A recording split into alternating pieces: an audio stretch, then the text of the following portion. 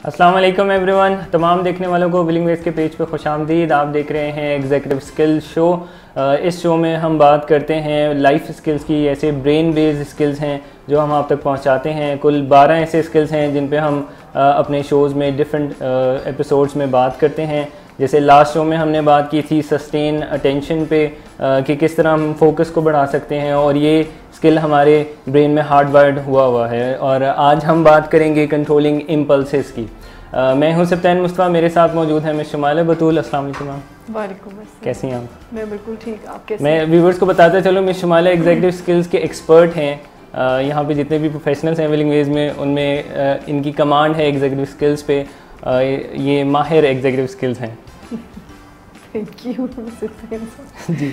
आज के हमारे शो का टाइटल है कंट्रोलिंग इम्पल्सेस, और आज हम बात करेंगे इम्पल्सेस को कैसे कंट्रोल कर सकते हैं। मैम, हम इम्पल्सेस पे बात करें उससे पहले अगर हम ये डिस्कस करें कि इम्पल्स क्या होती है।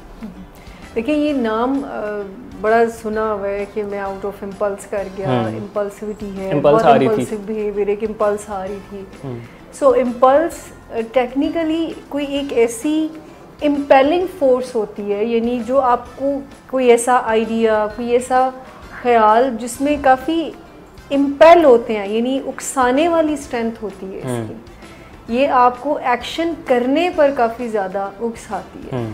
आप नहीं भी चाह रहे होते, आउट ऑफ इम्पल्स, यानी उसमें कोई इतनी स्ट्रेंथ और फोर्स होती है कि आप वो काम कर लेते हैं। Chemical energy see kind of क्योंकि ये एक ऐसा आइडिया, आप देखें, ये एक ऐसा प्रॉब्लम है। जो भी हम एग्जीक्यूटिव स्किल्स की बात करते हैं, तो एग्जीक्यूटिव स्किल्स यानी रोज़मर्रा में हमें जो प्रॉब्लम्स आ रही होती हैं, तो कहीं ना कहीं पर उनका सोल्यूशन एग्जीक्यूटिव स्किल्स की इम्प्रूवमेंट पर है। सो ये जो एक इम्पल्स है, जो आउट ऑफ इम्पल्स, हम आगे एक एग्जांपल का नाम लूँगी तो सारी बात क्लियर हो जाएगी कि हम आउट ऑफ इम्पल्स खाते बहुत ज़्यादा हैं। कि रात को 2-2:30 बजे एक इम्पल्स आई कुछ खाने की, और उसको जो है फिर वो और इम्पल्सेस कोई अच्छे कामों की नहीं आती, वो कोक, पिज़्ज़ा और फ्राइड फूड वो खाने की इम्पल्सेस होती हैं। यानी इसको हम जल्दबाजी भी कहते हैं, लेकिन इम्पल्स बाय द डेफिनेशन कोई ऐसी इम्पेलिंग फोर्स है या स्ट्रेंथ है जो आपको किसी भी काम करने पर मजबूर और उकसाती है। कोई भी काम हो सकता है, वो खाना भी हो सकता है, वो शॉपिंग भी हो सकती है, वो गुस्सा भी हो सकता है, कुड बी एनीथिंग। और इसमें हमें सोचने का वक्त नहीं मिलता ज़्यादा। बिल्कुल, इम्पल्स नाम ही उस ऐसी इमोशनल फोर्स का है जिसमें सोच का तो कोई काम होता ही नहीं है। अगर हम उसको सोच लें तो वो इम्पल्स रहती नहीं है। मिसाल के तौर पर रात को खाने का दिल चाहा, मंचिंग करने का, एंड फ़ोन निकाला है कोई ऑर्डर करने के लिए, ये इम्पल्स हो गई।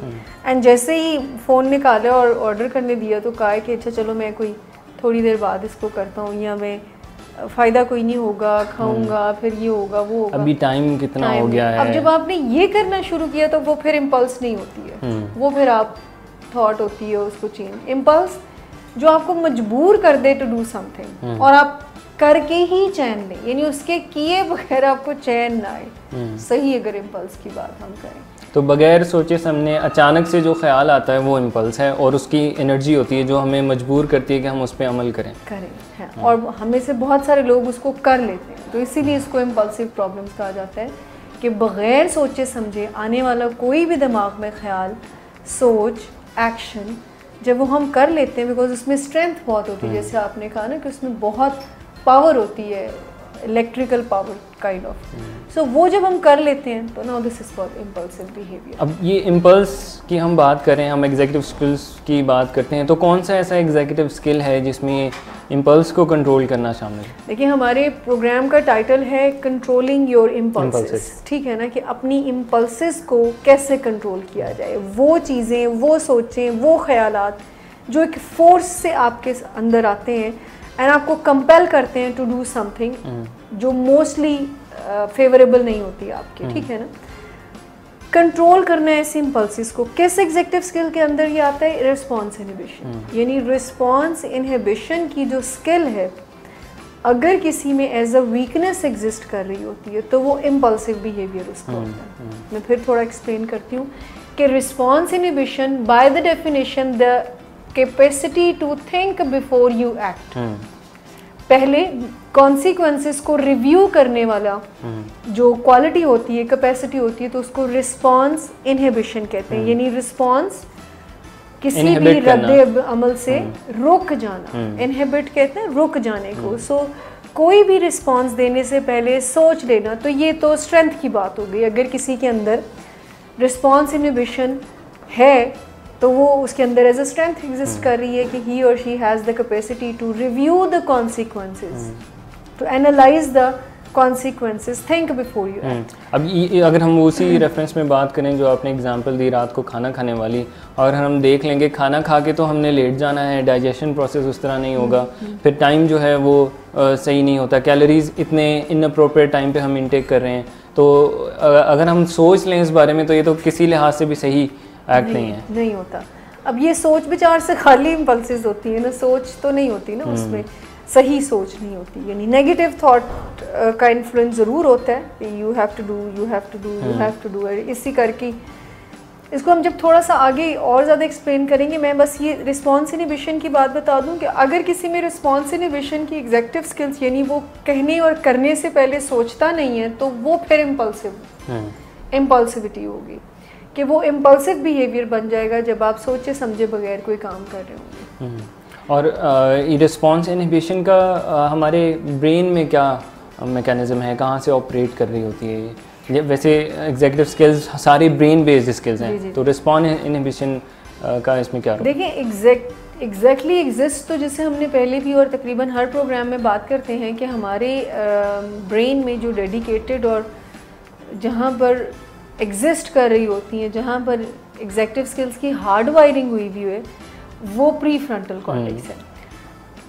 इम्पल्सेस के बारे में ब्रेन के रेफरेंस में बात हम जो करेंगे उसमें ये है कि ये जहाँ पर सबसे पहले इमर्ज होने वाली स्किल है, यानी 6 से 7 माह के बच्चे में ये इमर्ज होना शुरू हो जाता है। यानी आपको विजन इसका नज़र आना, ये सामने आ जाती है, ये सामने आ जाती है।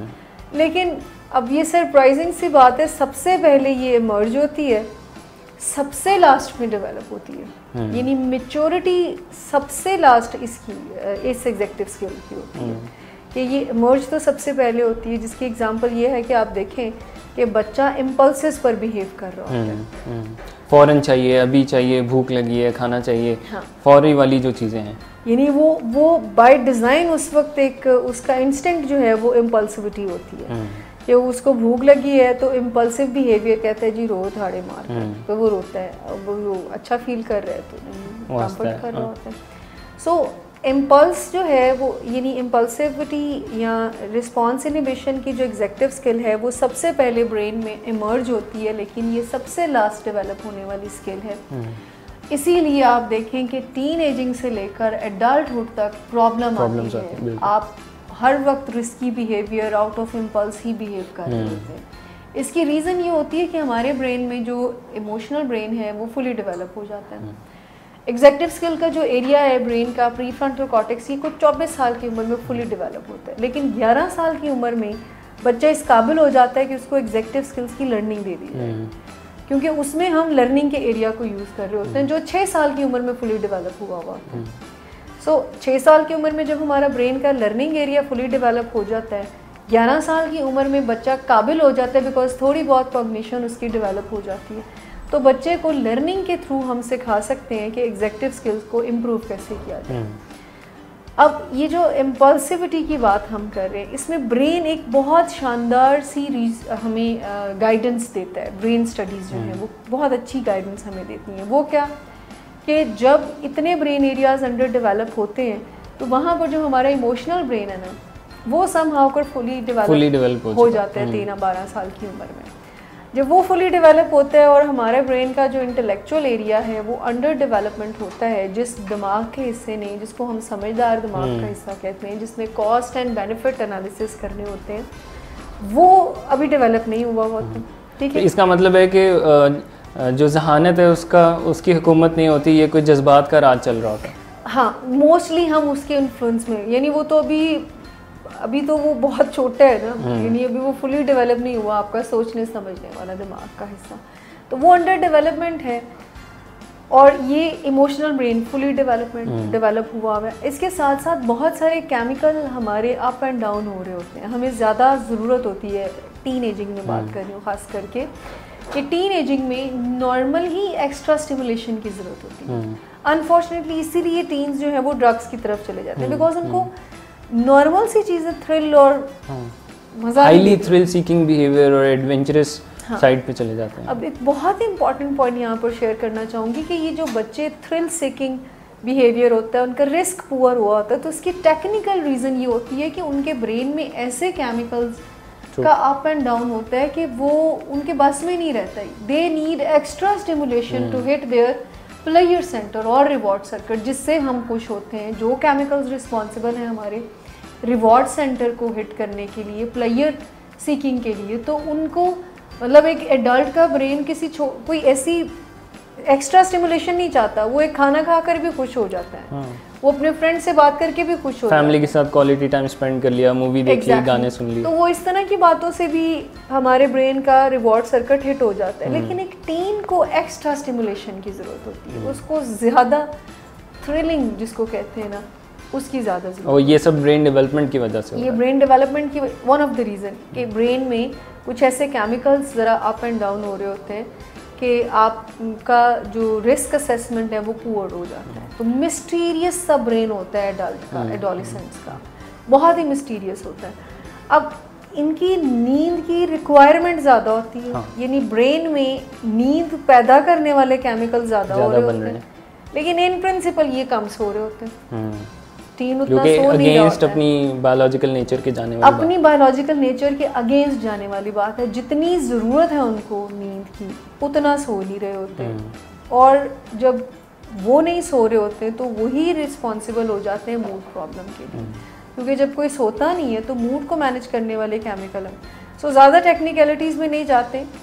ये जो ब्रेन है हमारा, जो इमोशनल ब्रेन कहलाता है, ये फुली डेवलप जब हो जाता है तो टीन्स जो हैं वो फिर एक आइडिया उनके ज़हन में आता है, कोई ख्याल आता है। मिसाल के तौर पर उसका फ्रेंड उनको कहते हैं कि ये सिगरेट ट्राई करो, ठीक है, ट्राई करते हैं। अब आउट ऑफ इम्पल्स उनके ज़हन में ख्याल आता है कि ट्राई करने में क्या हर्ज है, ये करने में क्या हर्ज है। अच्छा, अब वो उनको ये वाला ब्रेन का हिस्सा तो उनका भी काम नहीं कर रहा कि ये ट्राई नहीं करना, ये फ़ायदा है या नुकसान है।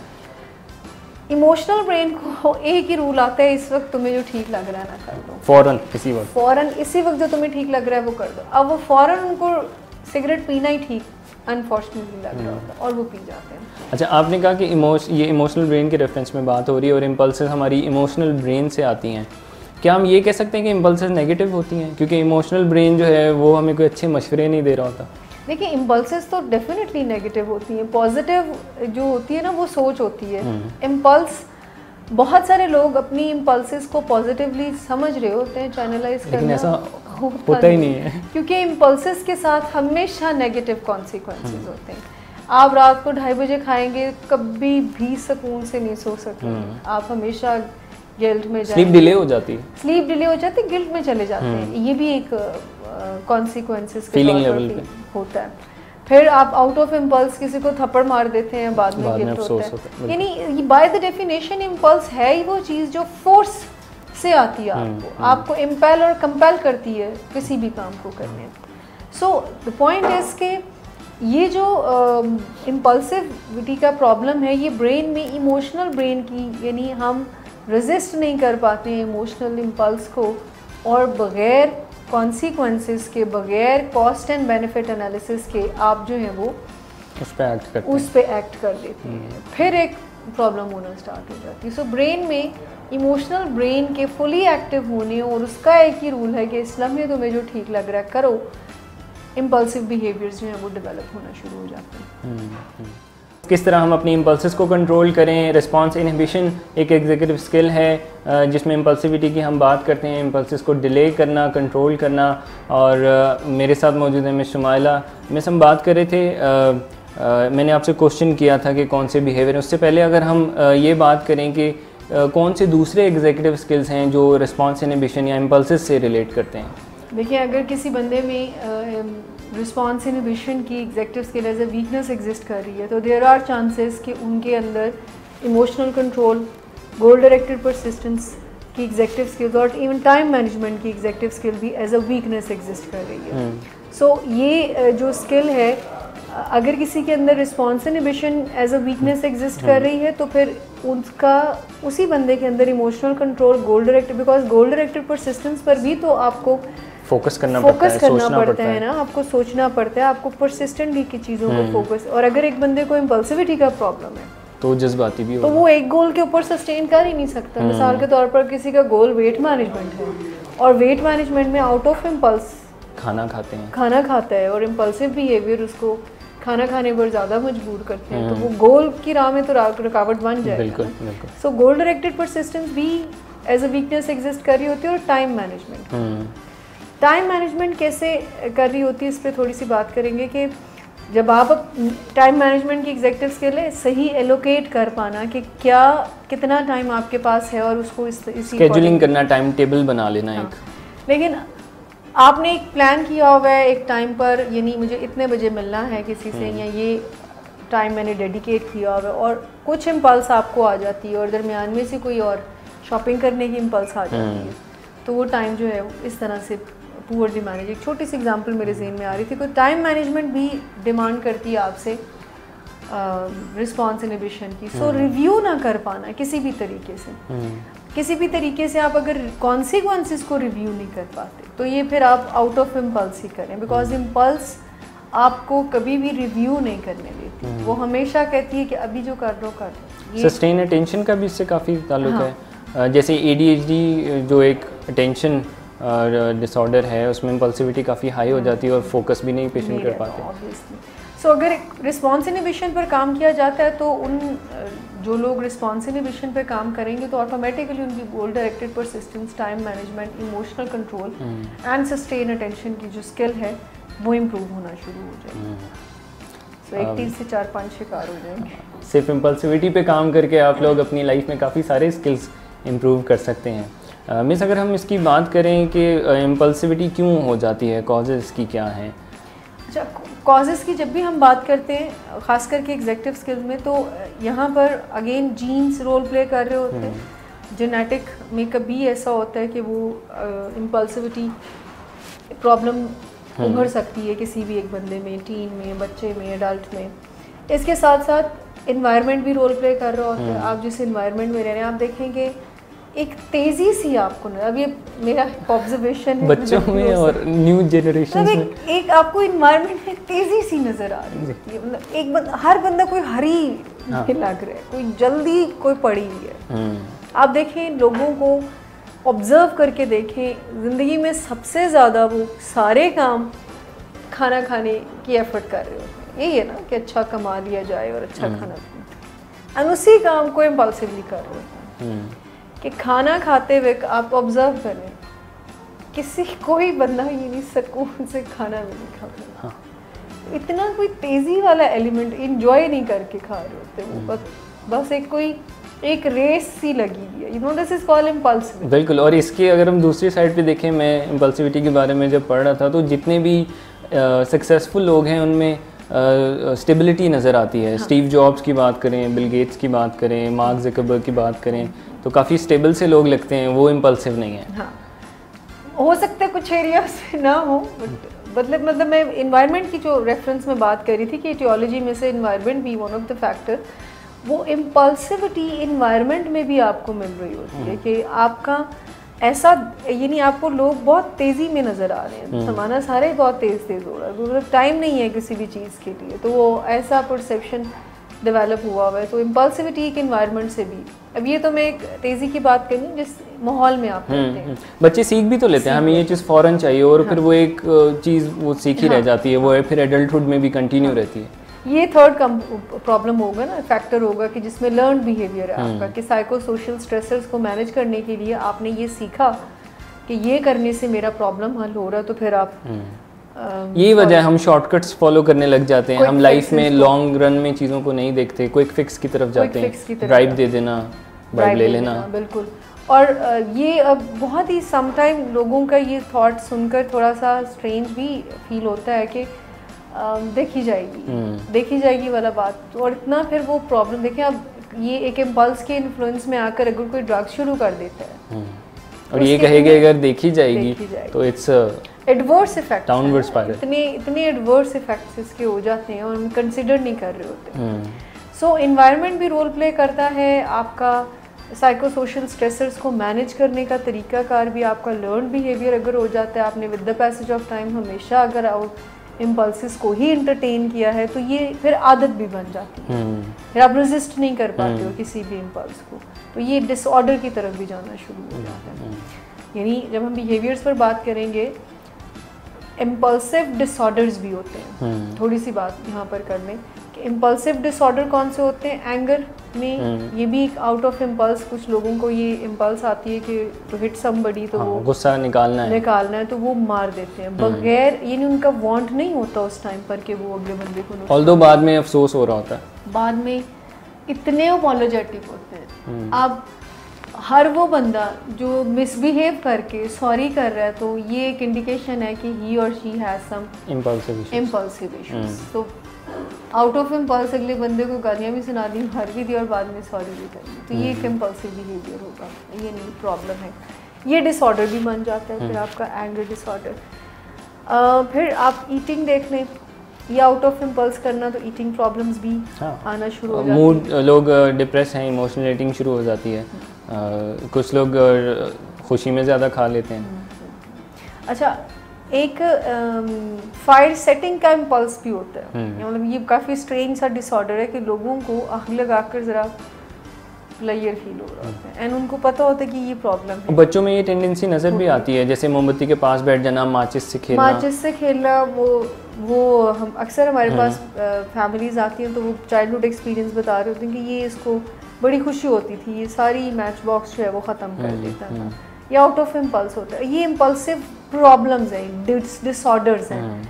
एक बहुत ही स्ट्रेंज इम्पल्सिव डिसऑर्डर है कि आपको चोरी करने की इम्पल्स आती है, बिला वजह चोरी करने की। इसको क्लेप्टोमीनिया कहते हैं टेक्निकली, कि इसमें आपको एक इम्पल्स आती है विदाउट एनी, जिसको कहते हैं ना इंटेंशन कि मुझे फ़ायदा होगा।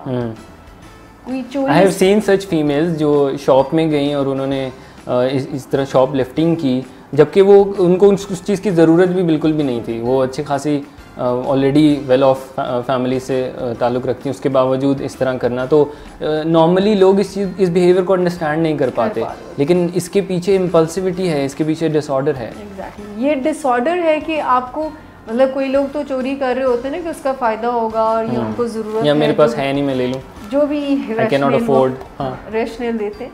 लेकिन ये जो क्लेप्टोमीनिया का प्रॉब्लम है, या एकदम से इम्पल्स आना और वो चीज़ों को रेजिस्ट नहीं कर पाते उस इम्पल्स को और वो चीज़ों को चोरी कर लेते हैं, ठीक है। सो ये एक डिसऑर्डर है। फिर ओसीडी में इम्पल्सिव ऑब्सेशंस होना, एक इम्पल्स का आपको रिपीटेटिवली आना, जैसे मैं किसी को मार दूंगा, मैं गाड़ी कहीं मार दूंगा, तो इस तरह का इम्पल्सिविटी का ऑब्सेशन भी आपको होता है, ये डिसऑर्डर बन जाता है। सो ये एक इम्पल्स है। हेयर पुलिंग एक इम्पल्स होता है, आपने देखा होगा कई लोग जो है परेशानी में नोचना, सर के बाल या आईब्रोज को नोचते हैं, अगर आपने कभी एक्सपीरियंस किया हो तो आईब्रोज को जो है वो पुल करते हैं, तो ये भी एक इम्पल्स ही, आउट ऑफ इम्पल्स ही आप ये कर रहे होते हैं। सो एंगर का डिसऑर्डर, फायर सेटिंग, चोरी करने की इम्पल्स, शॉपिंग करने की इम्पल्स, परचेजिंग में इम्पल्स। अब ये डिसऑर्डर नहीं, मैं बता रही हूँ, जब हम बिहेवियर्स पर एक्टिंग स्टार्ट करते हैं कि सबसे प्रोमिनेंट आपका इम्पल्सिव बिहेवियर शॉपिंग में नज़र आ रहा है, कि जब चीज़ आपको परचेज करना शुरू होती है। अब देखिए, आप लेने कुछ जाते हैं और लेके कुछ आ जाते हैं। यहाँ अगर अफोर्डेबिलिटी नहीं भी, बस चीज़ पसंद आ गई तो लेनी है। अफोर्डेबिलिटी नहीं है, ज़रूरत नहीं है, ऐसे एक इम्पल्स आती कि ये भी ले लें, ये भी ले लें, ये भी ले लें। सो वो वहाँ पर सबसे बड़ा बिहेवियर ये नज़र आता है कि जब आप परचेज़ करते हैं, जब आप शॉपिंग करने जा रहे होते हैं, तो आउट ऑफ इम्पल्स कर रहे होते हैं। आई गेस इस एग्जाम्पल में अच्छे से रिलेट कर सकते हैं कि वो ह्यूमन ब्रेन या फ्रंटल लोब की बात करें, वो डेवलप नहीं होता, जो हमें समझाए कि नहीं पहले भी 6 शर्टें पड़ी हुई हैं, अभी ज़रूरत नहीं है। वो एनिमल ब्रेन के थ्रू ऑपरेट कर रहे होते हैं, इम्पल्स आती है और हम उठा लेते हैं। और ये फ्रीक्वेंटली सबके साथ हो रहा होता है, लेने कोई 2 चीज़ें जाते हैं और लेके कोई 20 चीज़ें आ जाते हैं। सो ये एक परचेजिंग में प्रॉब्लम आता है। ईटिंग में सबसे ज़्यादा ईटिंग बहुत ज़्यादा आउट ऑफ इम्पल्स की जा रही होती है। नहीं भूख लगी हुई है, खाना दिल कर रहा है, दिल कर for the sake of taste कह सकते हैं। हाँ, भूख नहीं है लेकिन टेस्ट की वजह से। हंगर क्रैम्प्स हो रहे हैं, बड़े मज़े मज़े के नाम हम सबने रखे हुए हैं इम्पल्सेस। चीट मील भी होता है। चीट मील जी, ये भी एक वेट मैनेजमेंट का स्केप है मेरे ख्याल में जी। अच्छा, आप मील की बात करें, मैंने कई लोगों को चीट डे भी है, संडे और सैटरडे, वीकेंड मोस्टली। हाँ, सो ये इम्पल्सेस का ईटिंग में बहुत ज़्यादा नज़र आएगा आपको, खास करके डेजर्ट्स में। लोगों को मीठा खाने की इम्पल्स होती है, और स्वीट क्रेव करते हैं। स्वीट में इतनी कैलोरीज होती हैं, वो फिर वेट मैनेजमेंट तो उसमें खराब हो जाती है। लेकिन लोगों को खास करके मीठे की क्रेविंग्स होती हैं, उनको इम्पल्स आती है, तो वो अब ये इम्पल्सिव बिहेवियर स्ट्रेस में बहुत ज़्यादा प्रोमिनेंट होता है। कई लोगों में स्ट्रेस में ज़्यादा खाने की हैबिट बिल्कुल फीचर सामने बनकर आ रही होती है कि वो ज़्यादा सोते हैं और ज़्यादा खाते हैं। सो वहाँ पर मीठा चूँकि अगेन आपके रिवॉर्ड सर्किट को हिट करने वाली चीज़ है, खाना भी रिवॉर्ड सर्किट हिट होता है उससे, तो उससे फिर प्लेयर जो है वो जनरेट किया जा रहा होता है। वहाँ पे आउट ऑफ इम्पल्स फिर आप रात को भी उठ कर खाते हैं पेस्ट्रीज और क्या। सो खाने में आपको इम्पल्सिव बिहेवियर नज़र आएगा। इसी तरह से गैम्बलिंग एक बिहेवियर है जो कि इम्पल्सिव डिसऑर्डर की ही साइन है कि वो आपका एकदम से इम्पल्स, फौरन से पैसे डबल हो जाना उसके पीछे तो डेफिनेटली और भी बहुत सारी चीज़ें हैं, लेकिन ये भी इम्पल्सिव बिहेवियर ही होता है, इस तरह की चीज़ों का करना। इसके अलावा और भी बहुत सारी हैं, इंडिविजुअल डिफरेंसेस होते हैं। कई लोगों को एकदम से कोई बात बुरी लग जाती है, कई लोगों को, और ये इतनी ज़्यादा नेगेटिवली इफेक्ट आपकी लाइफ में कर रहा होता है, इतना ज़्यादा नेगेटिवली इफेक्ट। डेली रूटीन में काफ़ी प्रॉब्लम, सेल फोन चेक करने की इम्पल्स इतनी रूटीन में आई गेस सबको ये इम्पल्स आती है। वेरी ट्रू, सबको आती है विदाउट एनी वो सेल फोन उठा के चेक कर लो, वो बीप हुई थी, किसका टेक्स्ट आया है, नो मैटर वो इम्पोर्टेंट है या नहीं, या जो अभी हम कर रहे हैं वो इम्पोर्टेंट है या नहीं। हाँ, अब उसमें इम्पल्सिव भी सेल फोन की तो आपने बहुत अच्छी एग्जांपल दी कि कुछ भी नहीं, आप देखें कहीं पर 4-5 लोग बैठे हुए वेटिंग एरिया, लेट्स सपोज सबके पास सेल फोन होगा, हर बंदा फ़ोन में बिजी होगा। अब I am not saying that कि एक इम्पल्सिव बिहेवियर, लेकिन इम्पल्सिव बिहेवियर ये भी होता है कि जहाँ पर ज़रूरत नहीं भी होती। समटाइम हम बहुत एक सोफिस्टिकेटेड गैदरिंग में होते हैं जहाँ पर ये थोड़ा नहीं समझा जाता यानी अगर हम बच्चे हैं और बड़ों, ऑफिस की मीटिंग में हैं, ये बच्चे हैं बड़ों के साथ बैठे हैं और बड़े बात कर रहे हैं, तो ये इम्पल्स होती है जो बार बार उनको फ़ोन पे वो जो नोटिफिकेशन को चेक करने का आ रहा होता है कि सब मैं ये कर लूँ। कई दफ़ा मैंने ये लोग देखे, मिसाल के तौर पर चार्जिंग पे फ़ोन लगा हुआ है अपने, और चार्जिंग पे फ़ोन खड़े रहेंगे, यानी इम्पल्सिविटी उनको मतलब फ़ोन को चार्ज नहीं होने देंगे, वो खड़े खड़े जो है वो उसको यूज़ करें। सो ये छोटे छोटे बिहेवियर्स में आपको इम्पल्सिविटी नज़र आती है, जिस पे आप रेजिस्ट नहीं कर पाते किसी भी चीज़, चाहे वो खाना है, वो परचेजिंग है, वो कोई फ़ोन चेक करना ही है, या कुड बी एनीथिंग जो आप रेजिस्ट नहीं कर पाते। हम वैसे तो बिहेवियर्स की बात कर रहे हैं, इम्पल्सिव बिहेवियर्स कौन कौन से हैं। अगर थोड़ा हम वापस जाएं, जीन्स की हमने बात की थी कि जीन्स की वजह से भी हो जाता है। अब for the sake of clarification बहुत सारे लोग ये भी कहते हैं अच्छा जीन में है इसका मतलब है कि पेरेंट्स से मेरे अंदर आ गया है, तो मेरा तो कोई कसूर नहीं। अच्छा, ज़रूरी नहीं है कि जीन्स अगर हम कैरी कर रहे हैं तो पेरेंट्स में वो प्रॉब्लम हो। एग्जेक्टिव स्किल्स में अक्सर ये होता है, यानी रिसर्चेस ये कहती हैं कि मिसाल के तौर पर किसी फादर में response inhibition as a weakness exist कर रही है, लेट्स सपोज, चांसेस हैं कि उनके बच्चे में वो एज अ वीकनेस एग्जिस्ट करे, at the same time chances है कि ना करे। यानी ज़रूरी नहीं है कि एक इम्पल्सिव फादर या मदर का बच्चा इम्पल्सिव ही हो, एंड ये भी ज़रूरी नहीं है कि एक पेरेंट्स जो रिस्पॉन्स इनहिबिशन को एज अ स्ट्रेंथ कैरी करते हैं उनका बच्चा इम्पल्सिव ना हो। इट वेरीज, ये वेरी करता है पर्सन टू पर्सन, लेकिन जीन्स को रिस्पॉन्सिबल ठहराया नहीं जा सकता। जैसे सप्तान साहब, डायबिटीज़ अगर किसी की जीन्स में है ना, तो वो अपने लाइफस्टाइल पर आज काम करके अपने जीन्स को एक्टिवेट होने से बचा सकता है।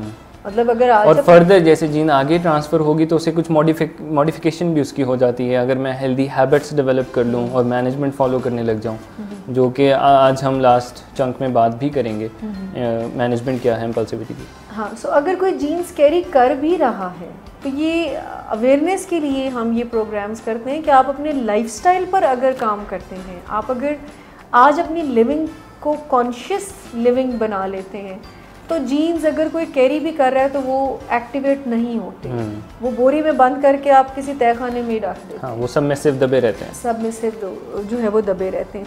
लेकिन उसके लिए ज़रूरी है कि आपको हेल्दी प्रैक्टिसेस को अपनी लाइफ में लेकर आना होगा, जो कि बहुत ज़रूरी है। और यही सारी चीज़ प्रिवेंटिंग मेजर्स में आती है कि अगर आज आप अपने इम्पल्सिव बिहेवियर्स को, लेट्स सपोज अगर हम इम्पल्सिविटी की बात कर रहे हैं, तो उसको इम्प्रूव करते हैं, तो कल वल्नरेबिलिटी आपकी कम हो जाती है किसी भी रिस्की बिहेवियर के टुवर्ड्स। वहाँ पर आप थोड़ा, चूँकि आपको प्रैक्टिस होगी रिस्पॉन्स इनहिबिशन की, तो वहाँ पे फिर आप वल्नरेबल कम हो जाएंगे कोई भी बैड चॉइसेस करने का और इम्पल्सिव बिहेवियर्स को अडॉप्ट। मिस, हमें कुछ कमेंट्स आए हुए हैं। जवेरिया सना पूछ रही हैं अल्कोहल वाले पेशेंट में कौन सा डिसऑर्डर होता है। तो जवेरिया, मिस जवेरिया को बताते चलें कि alcoholism itself is a disorder, शराब नोशी खुद एक डिसऑर्डर है। सूफिया अयाज और मोहम्मद नवीद साहब ने पूछा है इम्पल्सेस क्या होती हैं। तो आई गेस वो फर्स्ट चंक में हम डिस्कस कर चुके हैं कि इम्पल्सेस क्या हैं। तो अल्कोहल की वो जो बात मिस ने की है, अल्कोहलिज्म में इम्पल्सिविटी प्रॉब्लम काफ़ी ज़्यादा हो जाती है। जितने भी एडिक्शंस हैं, हाँ, इम्पल्सिविटी इटसेल्फ एक एडिक्टिव बिहेवियर कहा जाता है कि वो इम्पल्सिविटी बढ़ जाती है। किसी भी ड्रग एडिक्शन में जब हम बात कर रहे हैं, तो अल्कोहलिज्म एक खुद डिसऑर्डर है और इसमें इम्पल्सिविटी एज अ सिम्टम आप समझ लें कि एड्रेस की जाती है। और इम्पल्स क्या होती है, हम इस पर पहले भी बात कर चुके हैं। एक फोर्स है जो आपको कंपेल करती है, इम्पेल करती है टू डू समथिंग, और उसके किए बगैर सुकून नहीं आ रहा। तो यानी एक ऐसा फिजियोलॉजिकल चार्ज आपको करते हैं कि आप रिगार्डलेस कि वो ठीक बात नहीं है, आप करके ही थोड़ा सा पुरसुकून होते हैं। सोचे समझे कुछ कर गुजर जाना। अगर सोच लेंगे तो वो फिर हमने इम्पल्स को काबू कर लिया। इस बातचीत को आगे बढ़ाएं। अगर हम एडवर्स इफ़ेक्ट की बात करें लाइफ में, अगर कोई इम्पल्सिव है तो उसकी ज़िंदगी पे क्या असरात आ सकते हैं? अच्छा, जैसे हमने बिहेवियर्स की बात की, आप देखें कि अगर ऐसे बिहेवियर कोई कैरी कर रहा है तो उसकी लाइफ में कहाँ कहाँ प्रॉब्लम, ऑब्वियसली उसके रिलेशनशिप में, उसकी सोशल लाइफ में प्रॉब्लम आना शुरू हो जाएंगी, उसकी जॉब करियर में, हर जगह पर उसको प्रॉब्लम आना शुरू हो जाएंगी। ऐसे लोग काफ़ी अब्रप्ट होते हैं। हाँ, गुस्सा आ रहा है फ़ौरन से निकाल दिया, फिर बाकी लोग दूर होना शुरू हो जाते हैं। अब जैसे हमने एक एग्जांपल शेयर की थी ना कि अगर कोई एक बंदा आउट ऑफ इम्पल्स, एंगर उसका एक इम्पल्सिव बिहेवियर है और गुस्से में आकर वो ये नहीं देखता क्या करना है और क्या नहीं करना है, एंड हर रिलेशन में वो इसी चीज़ को जब यूज़ करेगा तो डेफिनेटली रिलेशनशिप वो अकेला रह जाएगा। लोग उसके बारे में ये राय बना लेंगे कि अच्छा इसका काम है कि गुस्सा करके फिर माफ़ी मांगना। वो रिलेशनशिप डेफिनेटली इफेक्ट होता है। रिलेशनशिप इफेक्ट होते हैं आपका स्पेशली लॉन्ग रन में। अगर हम कमिटमेंट्स की बात करें, जैसे मैरिटल रिलेशन की बात करें, तो वो सक्सेसफुल नहीं जाता। हाँ बिल्कुल, क्योंकि आउट ऑफ इम्पल्स आप मजबूर हो जाते हैं एक इम्पल्स के थ्रू हाथों, लेकिन अगला बंदा इस बात को समझ नहीं पा रहा होता है कि हो क्या रहा है, एंड वो फिर उस चीज़ को आपका जेन्युइन रिस्पॉन्स समझकर आपके बारे में एक इम्प्रेशन बना लेते हैं कि इसका तो काम ही है कि पहले ये बदतमीज़ी करता है और बाद में ये फिर माफिया मांगना शुरू कर देता है। सो रिलेशनशिप सबसे ज़्यादा इफेक्ट होते हैं। उसके बाद जॉब, करियर भी। इम्पल्सिव लोग जो हैं वो एक सस्टेन नहीं कर पाते हैं किसी जॉब पर, वो चाहे वो जो मर्जी रीज़न बना, फ्रीक्वेंट जॉब छोड़ना, ये छोड़ी दूसरी कर ली, फिर दूसरी कर ली। इसी तरह से स्टडीज़ में आप देखें कि इम्पल्सिविटी जो लोग रखते हैं वो सस्टेन नहीं कर पाते हैं। कोई एक सब्जेक्ट लेते हैं, इम्पल्सिव बिहेवियर कहता है कि नहीं इसमें तुम नहीं कर पाओगे, कोई और रख लो, फिर कोई और लगते हैं। इनफैक्ट मेरे कुछ दोस्त हैं जिन्होंने इंजीनियरिंग फील्ड सेलेक्ट की, फिर स्विच की, फिर स्विच, तो इस तरह वाकई कैरियर्स में भी, एजुकेशन साइड पे भी। एग्जैक्टली अब देखें कितने % लोग इस तरह की प्रॉब्लम का शिकार हैं। लोग अपनी मर्जी से सब्जेक्ट्स रखते भी हैं, लेकिन शुरू जहाँ से जिस एम से उन्होंने किया होता है वो उसको कैरी नहीं कर पाते। तो ये समहाउ इम्पल्सिविटी ही उनको स्विच करवाती रहती है। कभी कोई एक सब्जेक्ट, तो फिर आउट ऑफ इम्पल्स कोई दूसरा उनको लगता है कि नहीं ये तो इस फील्ड में मैं नहीं कर सकूँगा, ये मुझे ये फील्ड ज्वाइन करनी चाहिए, वो फील्ड ज्वाइन कर ली तो कुछ और, यानी इस तरह से ऐसी चॉइसेस। कई लोगों को पढ़ना ही इम्पोर्टेंट नहीं लगता है। ये इम्पल्स आती है कि पढ़ाई छोड़ के मैं कुछ काम सीख लेता हूँ, पढ़ाई छोड़ के मैं बिज़नेस कर लेता हूँ। इस तरह के काफ़ी लोग हैं जो पढ़ाई छोड़ के at the level of matriculation या इंटरमीडिएट उसके बाद एजुकेशन को डिसकंटिन्यू कर देते हैं। एंड डेफिनेटली आपके करियर में, आपकी प्रोफेशनल लाइफ में इम्पल्सिविटी जो है वो बहुत बहुत ज़्यादा नेगेटिव इन्फ्लुएंस कर रही होती है आपको।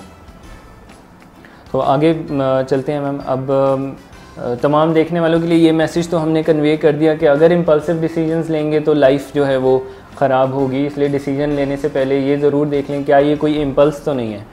मैनेजमेंट की हम बात करें, अगर कोई शख्स है उसमें इम्पल्सेस आती हैं और नॉर्मली सभी में इम्पल्सेस तो हैं जैसे हमने डिस्कस किया, तो उसको अब मैनेज कैसे करें, बेहतर कैसे किया जाए? देखिए हम हर प्रोग्राम में 2 तरीक़ों से मैनेजमेंट को डिस्कस करते हैं। एक, अगर प्रॉब्लम को कैरी कर रहा है तो उसको कैसे डील किया जाए, पहले चंग में हम वो बताएंगे, और सेकंड में हम ये बताएंगे कि किन बिहेवियर्स को अपनी लाइफ में आज कोई ऐड करे तो इन फ्यूचर इम्पल्सिविटी को ओवरकम किया जा सकता है। एक एग्जांपल से हम शेयर करेंगे। लेट्स सपोज कोई एक बंदा वेट मैनेजमेंट को इम्प्लीमेंट अपनी लाइफ में कर रहा है, तो अगर उसकी ज़िंदगी में इम्पल्सिविटी एक प्रॉब्लम है तो कैसे उसको हेल्प मिल सकती है मैनेजमेंट से। सो 3 तरीक़ों से वो अपने उस इम्पल्सिव बिहेवियर जो कि ईटिंग का है उसको यूज़ कर सकता है। सबसे पहले इन्वायरमेंट में चेंज लाकर, आप अपने इन्वायरमेंट में चेंज लाकर अपनी इम्पल्सिव बिहेवियर्स को ओवरकम कर सकते हैं। जैसे हमने ईटिंग प्रॉब्लम की बात की, तो आप ईटिंग प्रॉब्लम्स को अपनी इन्वायरमेंट में चेंज लाकर, यानी आप खाने पीने की चीज़ों को अपनी दस्तरस से दूर रखें, तो ये इन्वायरमेंट में चेंज होगा। फ्रिज खाली रखें, स्पेशली मीठी चीज़ें उसमें ना हो, और उसमें जो खाना हो वो लो कैलोरी फूड हो। यानी इन्वायरमेंट में आप जितना ज़्यादा चेंज ला सकें वो ज़्यादा से ज़्यादा हेल्पफुल होगा। जैसे आपने कहा कि लो कैलोरी फूड रखें, अपना ऐसी इस तरह की चेंजेस की गुंजाइश हो जाती है। बिल्कुल, इन्वायरमेंट में अपने फ़ोन में ऐसी लेट नाइट डील्स वाले नंबर ना रखें आप, और इंटरनेट से दूर रहें रात को जब कोई आप बुक वगैरह पढ़ रहे हैं। तो इस तरह के कोई इन्वायरमेंट में चेंज लाकर आप सबसे पहले अपने इम्पल्सिव बिहेवियर को सेल फोन चेक करने की इम्पल्स को डील करने का एक तरीका ये है कि सेल फोन दूर रख दिया जाए, किसी को पकड़ा दिया जाए, किसी के सोते हुए पास नहीं होना चाहिए, स्पेशली होना चाहिए आपका। एक एनवायरनमेंट में चेंज ये भी हो सकता है। और जो टास्क में चेंज है, सेकंड नंबर पर आप टास्क के अंदर चेंजेस लाकर भी उसको बेहतर कर सकते हैं। तो वो ये है कि आप क्यूइंग इसको कहते हैं, क्यू अपने आप को देना टास्क में, कि आप अपने आप को कोई रिमाइंडर दें। टास्क में वेरिएशन और चेंजेस हम इस तरह से ला सकते हैं। मिसाल के तौर पर कि अगर आप वेट मैनेजमेंट की एग्जांपल ही ले रहे हैं कि अगर आप वेट मैनेज कर रहे हो तो घर वालों को बताया हो, फ्रिज पे लिखा हो, ये रिमाइंडर आप बता दें कि मुझे ये नहीं खाना। वेट मेजर कर लेना वेट मशीन पे, वो भी एक रिमाइंडर। हाँ, और टाइम, वेट टाइम वाली बात कि अपने आप को टाइम दे दें। मिसाल के तौर पर आपको बहुत ज़्यादा क्रेविंग्स हो रही है डेजर्ट खाने की, मीठा खाने की, तो आप कह सकते हो कि अच्छा खाने और डिनर के लास्ट में मैं देखूंगा कि मैं इसको खाऊं या नहीं। ये डिले रिस्पॉन्स जो आगे चलकर हम डिस्कस करेंगे कि अपने टास्क में थोड़ा सा मॉडिफाई करना, वेरिएशन लाना, इससे भी इसमें चंकिंग भी टास्क में आ जाती है कि टास्क को तब्दील हम कर सकते हैं। जैसे वेट अगर मैंने लूज़ करना है या गेन करना है, फॉर मी गेन करना ही होगा, तो मैंने कोई 1 महीने में नहीं करना है, मैं उसका चंक्स में टारगेट रख सकता हूँ कि पहले 1 kg गेन करना है इतने अरसे में, फिर 1 kg इतने अरसे में, चंक्स में। लेकिन उसमें जब इम्पल्सिव बिहेवियर आपकी वेट मैनेजमेंट को अपसेट करते हैं तो वो फिर उस हवाले से यहाँ पर जब हम टास्क की बात करते हैं तो क्यू देना अपने आप को, रिमाइंड करवाना अपने आप को, डिले करना, इससे आप जो है आप अपने इम्पल्सिव बिहेवियर, आपको बहुत शदीद गुस्सा किसी पे आ रहा है तो फिर भी आप अपने आप को टाइम दें कि अच्छा इससे जो मैंने बात करनी है कल करूँगा, शाम करूँगा। तो ये छोटी छोटी tips, just take a break. So delay करना और टास्क को मॉडिफाई करना, फिर दूसरों से हेल्प लेना। जो शुरू में मैं बात कर रही थी, लोगों को बताएं कि अगर आप अपने इम्पल्सिव बिहेवियर पर काम कर रहे हैं तो आपके जो सिग्निफिकेंट लोग हैं उनको ज़रूर बताएं, उनसे हेल्प लें। उन्हें जैसे वेट मैनेजमेंट की हम बात कर रहे हैं तो वेट में आप अपने फ्रेंड्स को अपने सर्कल में बता सकते हैं because I am doing weight management, so मुझे ऐसी ऑफर्स की ही ना जाएं जो कि स्लिपरी हों। ठीक है, सो इस तरह से आप लोगों से भी हेल्प अपने इस प्रॉब्लम को इम्प्रूव करने में दे सकते हैं, अपनी इम्पल्सिस को कंट्रोल करने में दे सकते हैं। दूसरी बात हमने की कि क्या हम करें आज के हमारा इम्पल्सिव बिहेवियर खुद ब खुद बेहतर होना आए ही ना हमारे, अगर अभी नहीं है तो इन फ्यूचर भी ना है। This is the second part of management. Exactly, जो कि ऑलमोस्ट हम सबको अपनी लाइफ में ऐड करना चाहिए। मैं बात कर रही थी पहले भी कॉन्शियस लिविंग की।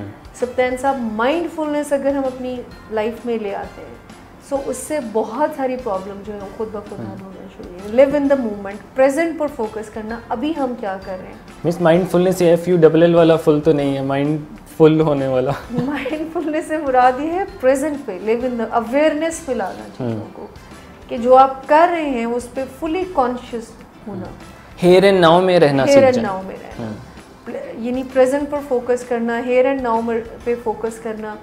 अब ये आपको कैसे हेल्प करेगा इम्पल्सिव बिहेवियर में, कि जब आपको कोई इम्पल्स आई है एंड आप अगर माइंडफुलनेस को प्रैक्टिस कर रहे हैं तो डेफिनेटली आपका माइंड आपको बताएगा कि अभी जो आप ये कर रहे हो ये ठीक नहीं है। So live in the moment कि अच्छा तुम इतना कैलोरी फूड ले रहे हो ये और वो, जब आप कॉन्शियस होकर चीज़ों को लेंगे तो आपका ऑटोमेटिकली जो बिहेवियर है बेहतर होना शुरू। इस माइंडफुलनेस पे मैं रिसर्च भी पढ़ रहा था कि जब हम माइंडफुल हो जाते हैं तो हमारी थॉट्स की फ्रीक्वेंसी कम हो जाती है। जैसे अगर मुझे एक दिन में कोई 50,000 सोचें आ रही हैं, अगर मैं माइंडफुल लिविंग अप्लाई करता हूँ तो मेरी वो थॉट्स की फ्रीक्वेंसी मिनिमम 12,000 तक जा सकती है पर डे।